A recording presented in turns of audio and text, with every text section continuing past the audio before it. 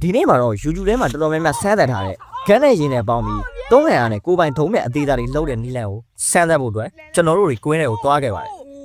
်ဒီနီးလန်းကလှုပ်ရတာလည်းတော်တော်လေးကိုလွယ်ကူပြီးတော့ရလာတဲ့အကျိုးဆက်လည်းတော်တော်လေးကိုမိုက်ပါတယ်ပျော်ဖို့လည်းရမ်းကောင်းပါတယ်ဇိုင်းလို့ချင်တယ်ဆိုရင်လည်းဘယ်လိုလုပ်ရလဲဆိုတော့ကျွန်တော်ပြောပြပေးတာပါတယ်ဆိုတော့ကျွန်တော်တို့စလိုက်အောင်ဆိုတော့ကျွန်တော်ဒီနေ့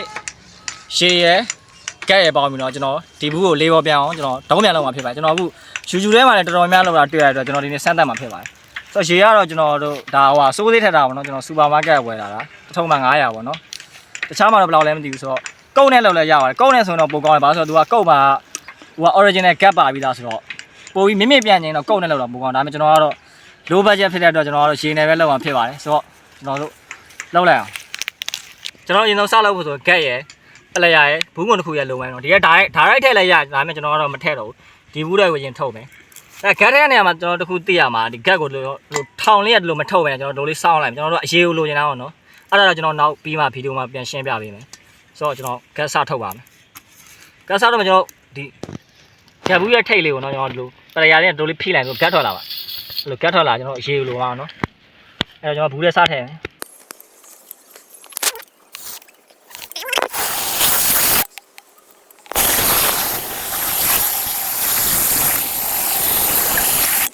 A few moments later. So ဒီမှာကက်ရေရပြီပေါ့နော်အဲ့ကက်ရေကိုကျွန်တော်ဒီဘူးထဲကိုလောင်းထည့်မယ်ပြီးဒီကောင်ကိုကျွန်တော်ပြန်တက်အောင်လုပ်မှဖြစ်ပါဆိုတော့စလိုက်အောင်ဆိုတော့ကျွန်တော်ရင်ဆုံးဘူးထဲကိုကက်ထည့်လိုက်ပါမယ်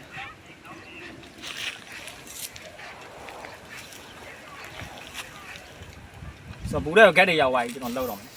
ယ်1 2 3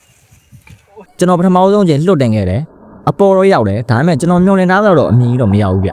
အဲ့ဒါနဲ့ကျွန်တော်ဒုတိယတင်ထပ်ဆန်းတက်ခဲ့တယ်ဒီတစ်ခါလဲကျွန်တော်ထပ်ပြီးတော့ကြာရှုံးနေတယ်ဒီလိုနဲ့ကျွန်တော်အရှုံးပေးလိုက်တော့မယ်လို့စဉ်းစားနေတဲ့အချိန်ဘယ်မှမသိတဲ့အတန်တစ်ခုကကျွန်တော်ရဲ့နားထဲဝင်လာတယ်ဗျအဲ့ဒီအတန်ကိုကြားချင်းပဲကျွန်တော်နောက်ထပ်နီးလဲတစ်ခုနဲ့ထပ်ပြီးဆန်းတက်မယ်ဆိုတော့အတွေ့အကျွန်တော်ခေါင်းထဲဝင်လာခဲ့တယ်ဆိုတော့ကျွန်တော်တို့ရိုးရိုးဆန်းပြီးပြီဆိုတော့ကျွန်တော်အခုကပ်ဘူးကိုကျွန်တော်မီးရှို့ပြီးဆန်းကြည့်ပါမယ်ဘယ်လိုဖြစ်မလဲတော့မသိဘူးဘယ်လောက်မြင့်မလဲမသိဘူးကျွန်တော်ပထမတော့လောက်တာတော့ကျွန်တော်လေးပေါ်တော့ရောက်ဒါပေမဲ့ကျွန်တော်တတ်မှတ်ထားတော့တော့ကျွန်တော်မျှော်လင့်ထားတော့မမြင်ဘူးအဲ့တော့ကျွန်တော်နောက်တစ်မီးရှို့ပြီးထပ်ဆန်းမယ်ဘယ်လောက်မြင်မလဲမသိဘူးအဲ့တော့ကျွန်တော်ထပ်ဆန်းတက်ကြည့်လိုက်အောင်လဲအိုး shit ပထမချိန်နဲ့ဒုတိယချိန်မီးရှို့ပြီးဆန်းတာအဆင်ပြေခဲ့ပြီနော်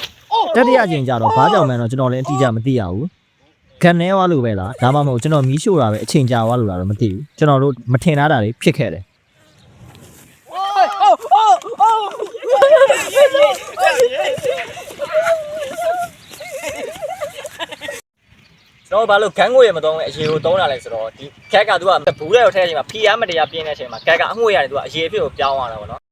အငွေဖြစ်သွားရင်သူကအဲ့ဒူးတွေကများပြီးတော့အရေအဖြစ်ရှိတာတဲ့သူကပိုများသွားတော့တွန်းငယ်ရလည်းပိုများအဲ့ဒါကြောင့်ကျွန်တော်တို့ကအရေအဖြစ်ကိုရှုတာအဲ့ချိန်ကျကျွန်တော်တို့ခက်ဘူးလေးကိုဘူးနဲ့မထည့်ခင်ခက်ဘူးလို့စောင်းလိုက်တော့ပြီးရင်ထိတ်ကိုကျွန်တော်ပလက်ရလေးနဲ့ဆွဲတင်လိုက်အဲ့ခက်ဘူးလေးကနေခက်အရေတွေများတော့ထွက်လာမယ်ထွက်လာတဲ့ခက်အရေကိုမှကျွန်တော်တို့စနာအဲ့ကျွန်တော်တို့လွတ်တယ်မဲ့ရေဘူးတွေကိုကျွန်တော်တို့အဲ့ခက်အရေကိုထည့်လိုက်မယ်ဂက်ရီကိုထည့်ပြီးကျွန်တော်တို့အဲ့ဘူးကိုဒီလိုစောင်းလိုက်တဲ့ချိန်ကြလို့ရှိရင်ဂက်ထည့်ရနေစနကျွန်တော်ထည့်ထားတဲ့ဂက်အရည်တွေရတယ်သူကအဲ့ချိန်မှာဖီအားမရှိတော့သူကအငွေ့ဖေကိုပြန်ပြောင်းသွားတယ်ဗျာဒီဘူးထဲမှာရှိတဲ့သူကရေတူးတယ်သူကတွန်းကန်ပြီးတော့အပေါ်ကိုတက်သွားတာဖြစ်ပါတယ်ဆိုတော့တော်တော်လေးမိုက်ပါတယ်ကျွန်တော်ပြောချင်တာကတော့ကျွန်တော်တို့စမ်းမယ်ဆိုရင်ဒီနီးလန်းကိုစမ်းတတ်မယ်ဆိုရင်လူတွေရှိရတာမှမစမ်းပါနဲ့ကျွန်တော်တို့ကွင်းထဲမှာစမ်းတတ်ကြည့်ပါပျော်ဖို့ကောင်းပါတယ်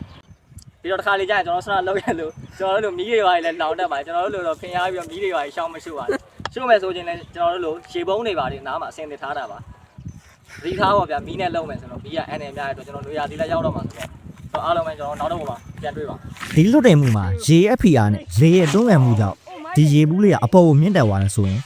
ကျွန်တော်တို့တွေဂတ်ကိုမသုံးမယ်ရိုးရိုးလေကိုပဲအသုံးပြုပြီးတော့လွတ်တင်ကြည့်မယ်ဆိုရင်ရောရလားမရနိုင်ဘူးလားဒါကိုသိရအောင်ကျွန်တော်တို့တွေပြင်ဆင်စရာရှိတာတွေပြင်ဆင်ပြီးအိမ်ကနေအပြင်နောက်တစ်ခေါက်ပြန်ထွက်ခဲ့ကြတယ်တော့ဒီကောင်ကျွန်တော်တို့ခန်းငွေမပါဘဲနဲ့လေမိုးတန်နဲ့ကျွန်တော်ရိုးရိုးရေနဲ့တော့ကျွန်တော်တို့အပေါ်နှုတ်နေကြည့်တာဖြစ်ပါလေကျွန်တော်ဆန်းရအောင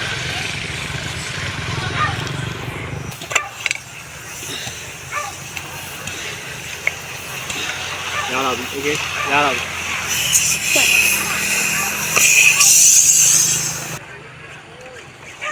ီအိုး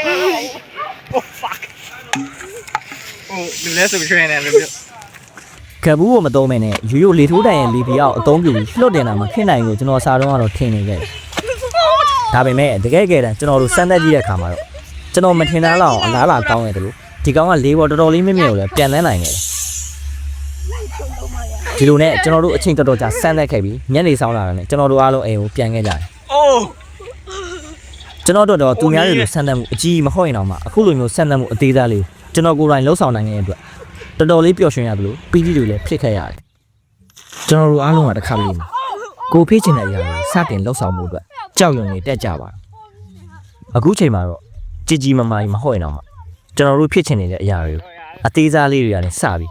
တစင်ချင်းစတင်လှုပ်ဆောင်မှုတိုက်တွန်းကျွန်တော်တို့အားလုံးနောက်တစ်ခုမှပြန်လဲစုံတွေ့ကြတာပေါ့